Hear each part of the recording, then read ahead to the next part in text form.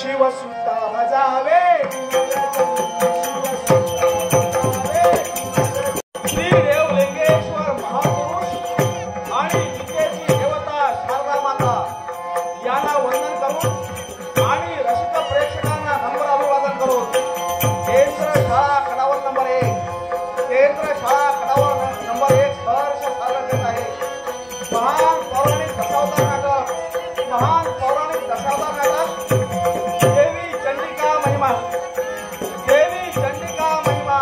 देवी चंडिका महिमा दिग्दर्शक श्री तांबे गुरुजी संगीत साथ हार्मोनियम प्रथमेश तांबे पटवार सुशील उर्फ बंटी कदम तालरक्षक उत्तम कदम रंगभूषा आणि वेशभूषा प्रेमकांत तांबे आणि सागर मेस्त्री भूमिका आणि कलावंत परिचय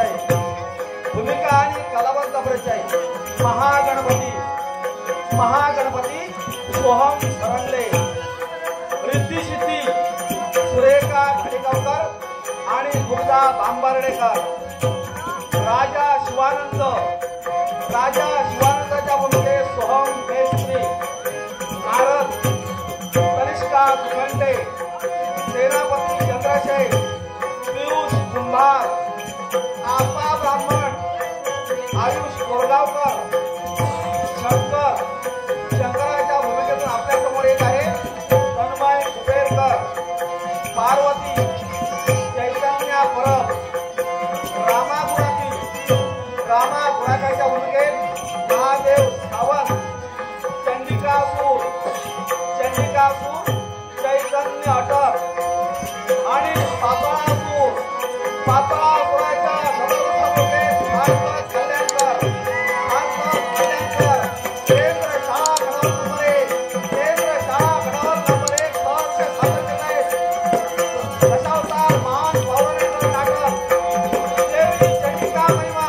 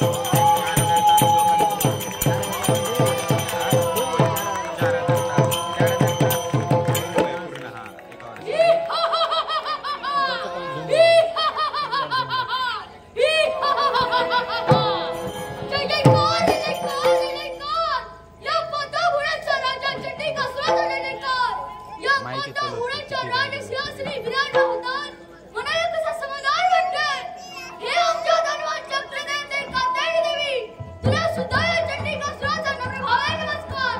तुझी कृपा दृष्टी आणि पुरोगांची पुरोपुण्य पाठीशी असल्याकारणे कोणालाच कशाची भीती नाही. आणि हे आमचे सर्व प्रजाजनही अगदी आनंदात वावरत आहे. संदीप पण नाही एवढ्या सर्व असूनही आज या चंडिका सुराचा नम्र भावे आणि राज्य कारण का असेल तर पुढे येते तू पुढे येते आम्ही बसलो आवाज येतो पाठवून येतो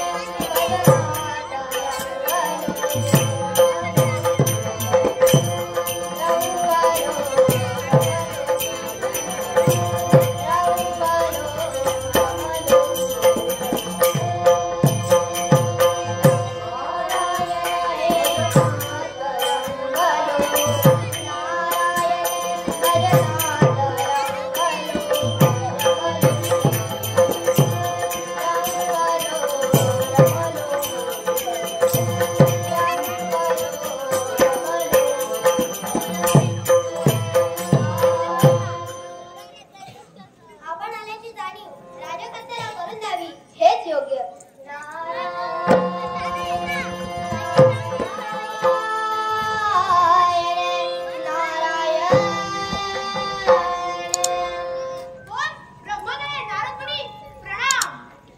राजा शिवानंद, यावेळी तू आशीर्वादाला पात्र आहे, परंतु यावेळी तू नमस्काराला पात्र आहे, परंतु आशीर्वादाला नाही.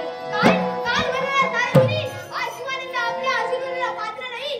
सांगा नारदमुनी, सांगा कोणता अपराध घडलाय माझ्या हातून? अरे राज्यकर्त्याचं आद्य कर्तव्य कोणतं? प्रजेचं रक्षण करणे हे राज्यकर्त्याचं आद्य कर्तव्य आहे. हो ना, मग तुझी प्रजा आज तुझ्या नावाने टाहो पडते आहे.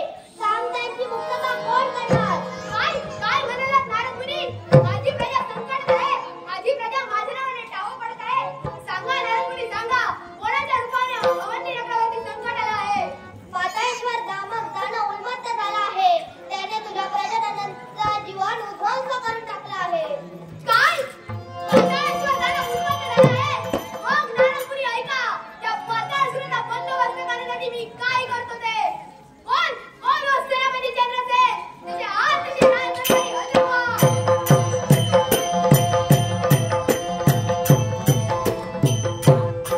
मी माझ्या कर्तव्यात मग्न असताना ऐका की महाराजांची हाक. सेनापती तसे हात त्याच्या दरबारात उठवा.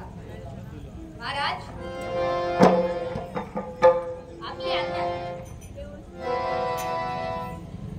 महाराजांना वंदन करणे हेच योग्य.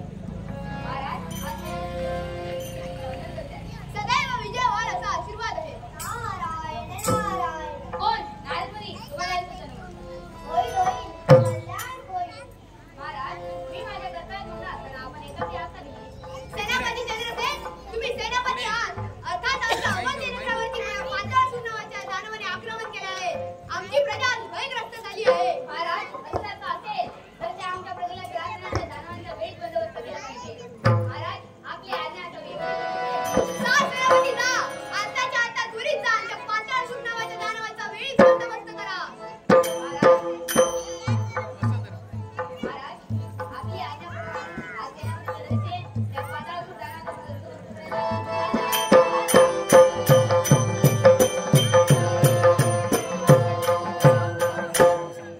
नारदमुनी, आपल्यालाही वंदन करून मी सेनापतीच्या सहाय्याने जात आहे. निघालो.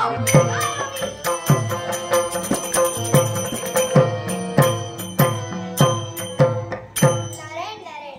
ज्या उद्देशाने मी इथे आलो होतो तो उद्देश म्हणजे राज्यकर्त्याच्या राज्यावर आलेले संकट. आता माझा उद्देश पूर्ण होणार आहे, त्याबद्दल शंकाच नाही. हे वैकुंठीच्या नारायणा, तुझा कृपाशीर्वाद सदैव माझ्या पाठीशी राहू दे. नारायण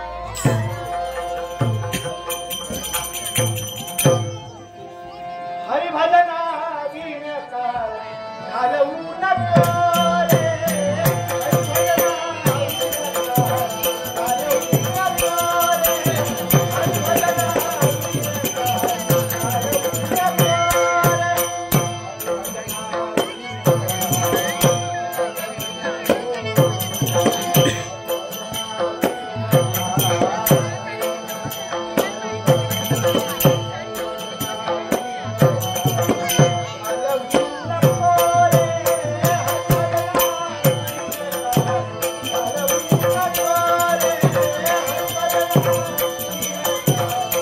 घालवू